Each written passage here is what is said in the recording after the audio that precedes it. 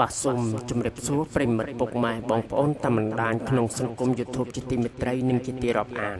បាទថ្ងៃនេះផងដែរខ្ញុំបានលើកយកនៅអត្ថបទព័ត៌មានថ្មីមួយចែកជូនប្រិមិត្តពុកម៉ែបងប្អូនសម្ដាប់ដែលអត្ថបទព័ត៌មានដែលមានចំណងជើងថាចូលវ័យ4ឆ្នាំកាន់តែឆ្លាតសួសវីសានិងថមមីដឹកដៃកូនស្រីសម្ដែងរឿងខ្លីៗទេពកោសលប៉ិនប្រសពមិនចាញ់ពុកម្ដាយឲ្យមិនបាទសួសវិសាពីមិនបាទបើអញ្ចឹងទៀតតែរឿងរ៉ាវនៃអត្ថបទព័ត៌មាននេះយ៉ាងណាបាទសូមប្រិមិត្តតាមដានទស្សនាសម្ដាប់នៅអត្ថបទព័ត៌មាននេះជាមួយនឹងខ្ញុំបាទដូចតទៅតែមុននឹងសម្ដាប់នៅអត្ថបទព័ត៌មាននេះបាទសូមប្រិមិត្តពុកម៉ែបងប្អូនជួយចុចនៅ Subscribe បកក្រហមនិងសញ្ញាកណ្ដឹងម្នាក់មួយផងដើម្បីនឹងទទួលបាននៅអត្ថបទព័ត៌មានថ្មីជាបន្តទៀតនិយាយពីកូនស្រីដំបងជាទីស្រឡាញ់របស់តារាចម្រៀងស្រីសួសវិសានិងលោកថមមីដែលមានឈ្មោះថាថងសាមូលីណាហៅជានីមកដល់ពេលនេះមានអាយុប្រមាណជា4ខួបហើយដែលកាន់តែធំកូនស្រីតូចរបស់តារាចម្រៀងស្រីរូបនេះមានមុខមាត់កាន់តែស្រស់ស្អាតគួរឲ្យស្រឡាញ់ខ្លាំងឡើងប្រិមិត្តបាទអាយុ4ឆ្នាំប្រិមិត្តបាទមិនរូបរាងស្រស់ស្អាតប្រិមិត្តបាទ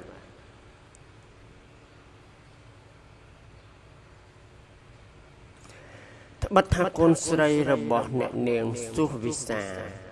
គឺអូនតូចជានេះមានអាយុទៅតែ4ខួបមែនប៉ុន្តែកុមារីតូចរូបនេះបានធំធាត់ឡើងប្រកបដោយភាពឆ្លាតវៃជាមួយនឹងរូបរាងដ៏ស្រស់ស្អាតតាំងពីក្មេងជាពិសេសទទួលបានការមើលថែបង្ហាត់បង្រៀនយ៉ាងយកចិត្តទុកដាក់ពីឪពុកម្ដាយដែលពេលនេះអូនតូចកំពុងតែឆក់បានការចាប់អារម្មណ៍និងសរសើរខ្លាំងពីមហាជនចំពោះភាពអវ័យឆ្លាតក្រម៉ើមរបស់នាងបានបង្ហាញលើបណ្ដាញសង្គមប្រិមិត្តបាទបង្ហាញលើបណ្ដាញនេះជាក្មេងតូចបាទកូនរបស់អ្នកចម្រៀងប្រិមិត្តបាទបានកាត់តរោពុកម្ដាយប្រិមិត្តតូចតែមានវ័យឆ្លាតប្រិមិត្តកាត់តរោពុកម្ដាយខាងសិល្បៈប្រិមិត្តបាទសូមប្រិមិត្តទស្សនារូបភាពទាំងអស់គ្នាបាទជាក្មេងតូចបាទសួសវិសាប្រិមិត្តបាទ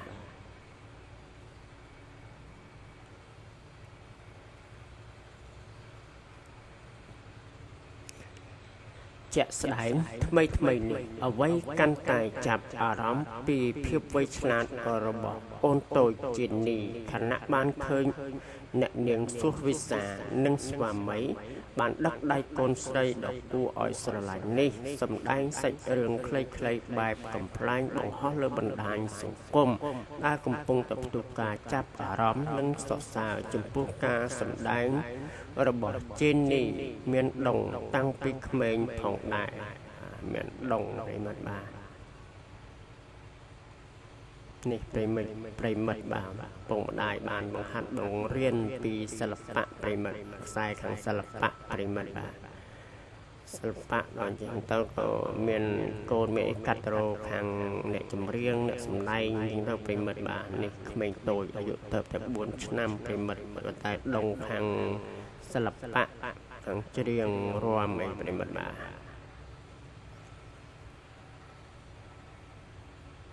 ជារូបរបស់គាត់បាទ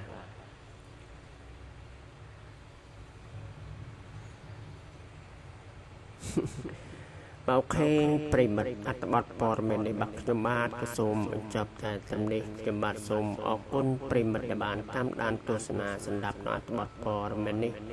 តែមុននឹងបញ្ចប់នៅអត្ថបទព័ត៌មាននេះបាទសូមប្រិមិត្តពុកម៉ែបងប្អូនជួយចុចនៅ Subscribe ពណ៌ក្រហមនិងសញ្ញារូបកណ្ដឹងម្នាក់មួយផងដើម្បីនឹងទទួលបាន